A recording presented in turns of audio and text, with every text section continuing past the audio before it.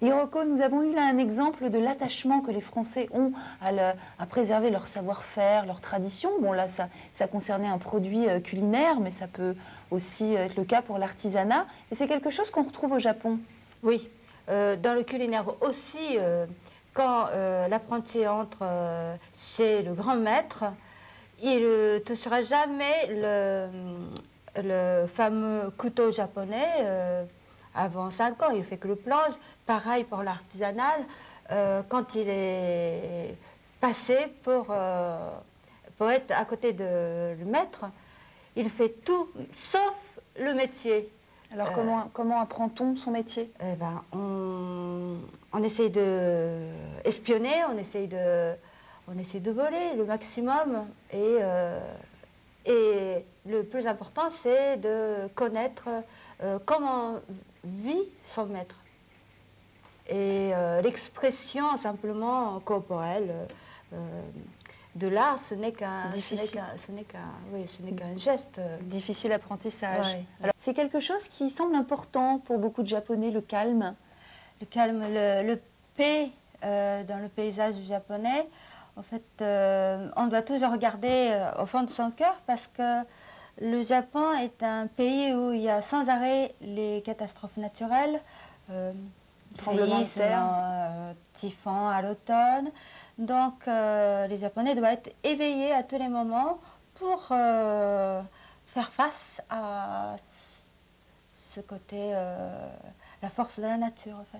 Donc, ce que nous prenons, nous, parfois pour de la lenteur, en fait, dans les gestes, la danse, la musique, toutes ces traditions, ça n'est que de la concentration. Et c'est la philosophie qu'on appelle le zen, en fait. Oui, le grand maître de zen, un grand samouraï, doit être éveillé et dans tous les 5 sens, il peut très bien, pendant son pratique de zen qui dure, je ne sais pas, 5 heures, mais couper en deux la mouche qui s'envole derrière sa tête aussi. Alors, cette concentration, cette paix intérieure et cette rigueur aussi des lois, là vous dites le samouraï pendant 5 heures il fait son zen, ce souci du détail se retrouve notamment dans la fameuse cérémonie du thé. Alors normalement nous devrions avoir un maître du thé, mais il faut 40 ans je crois d'école pour apprendre à faire la cérémonie du thé.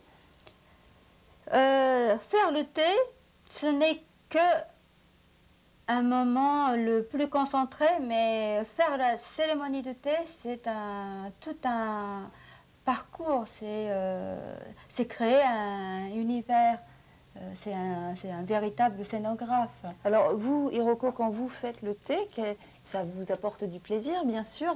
Quelle est la démarche, en fait? D'où vient le plaisir de préparer le thé? Écouter l'eau et le thé vert. Écouter, c'est-à-dire l'eau.